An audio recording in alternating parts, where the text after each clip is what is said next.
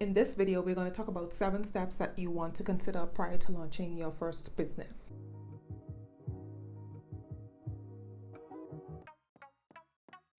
Now, these steps are obviously not all of the steps that you want to take when launching your business, but these are some things that I have forgotten when I launched my first business, and a lot of the things that the business owners that have launched and worked with me have mentioned that they forgot to include prior to launching their business. So there's not everything, that's just a disclaimer. Now, the first thing that you want to do is obviously you want to make sure that the product is profitable. You want to make sure that you're selling something that there is a market for. You don't want to be selling things that nobody's going to buy, because then you won't have customers and then you won't have sales. So with that out of the way, the first thing, or the real first thing that you want to do prior to launching, is to make sure that you have a niche or a unique selling proposition. Now, if you're on the Business Girl page on Instagram, you know that I talk about unique selling proposition, target audience, niches, all of those things a lot, right? But it's really important because it's something that a lot of us forget. So what you want to do is you want to take your profitable product and then you want to say to yourself, how do I make this product more special, right? How do I market or position my brand in a way that's more unique, position my products in a way that's more unique and more attractive to a specific group of people?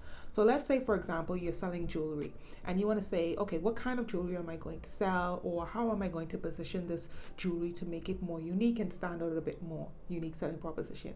So let's say, for example, you want to specialize in nameplates. So I'm talking the nameplate necklaces, the anklets, the rings, the jewelry, the earrings, the bracelets. All of those things are what my jewelry business is going to focus on. So nameplates is where you're going to focus. So you already have your unique selling proposition in some way.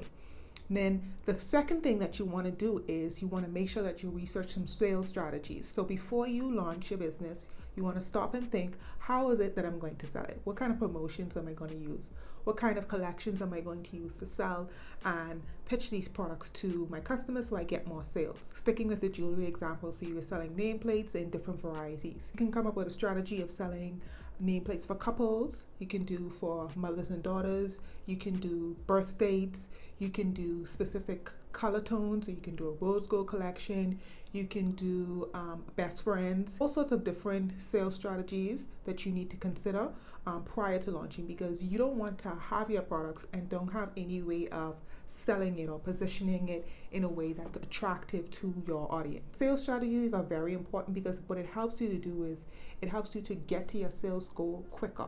So you're not just posting your products on your website, posting the price underneath and just selling. You want to make sure you have some strategies and some promotions that'll help you get more sales. These things also help you to increase your average order value, because where a customer would be buying one, they would now be buying two, and so now you would have increased your average order value, increasing your sales and getting yourself closer to the sales goal that you've set. So the third thing that you want to do prior to launching your product business is you want to make sure that you build your audience first, right? This is one of the ones that I forgot when I started. You want to build an audience first, because that's going to increase your chances of launching to sales and actually, building yourself up to sales. So you do that by building a community. So you want to go back to your niche, go back to whatever it is that you are positioning your business as, and you want to build a community. This is where social media comes into play prior to launching. Before you ever say that I have something to sell, you want to build a community.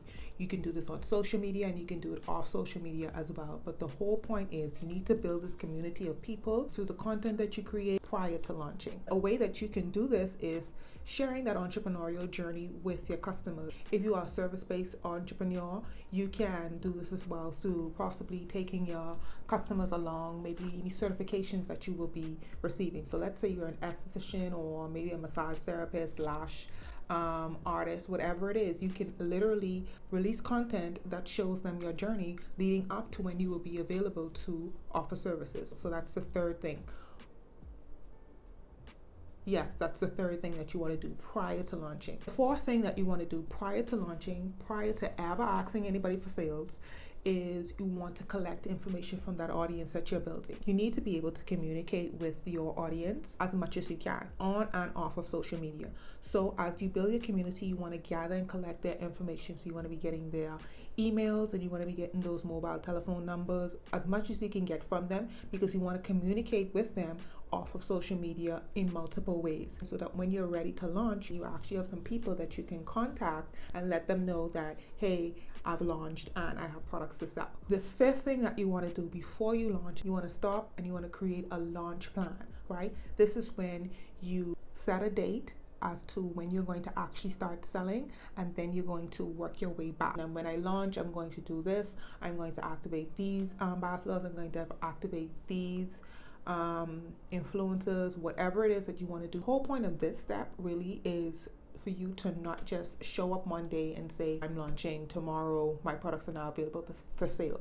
You want to make sure that you have a plan, because when you have a plan, you're able to take your audience along that journey so that they will be invested and they will know about your launch, which is why it's so important to build that community, communicate with them, gather their information, and take them along that journey, and along with that plan, along with those dates that you've set. The sixth thing, which I believe is the sixth, because I don't even know what number I'm on right now. The sixth thing is you build anticipation. The launch plan needs to include you building anticipation for your products, and you build anticipation very easily by educating your customers on your products. So you've already built this community, and now you're saying to your community, hey, I'm going to offer products that's similar to, what it is I've been talking about, right? It matches.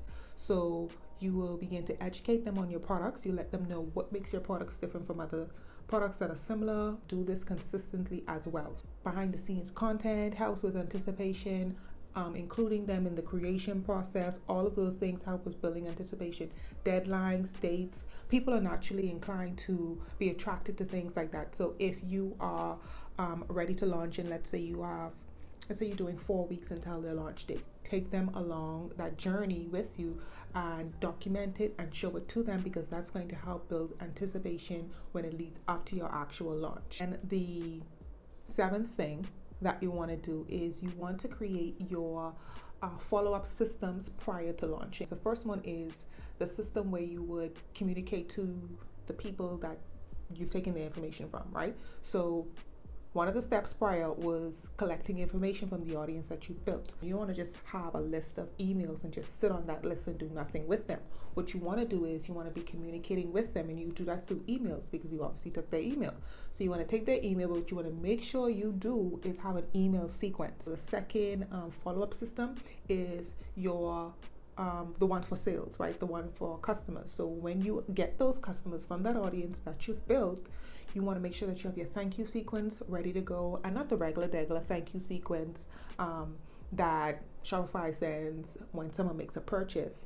And then you also want to make sure that you have your abandoned cart sequence ready to go. Again, Shopify already sends out the automatic abandoned cart email 1 hour later, however later, but you want to step it up a notch and make sure that you have a system in place so that you can begin to retarget those customers in a way that's more effective. So you want to make sure you have those follow-up systems in place prior to launching, because that'll take the burden off of you, and it'll help you get the ball rolling when it comes to everything after you've launched. Get the ball rolling, get the ball rolling. So those are the 7 things that I want you to consider prior to launching.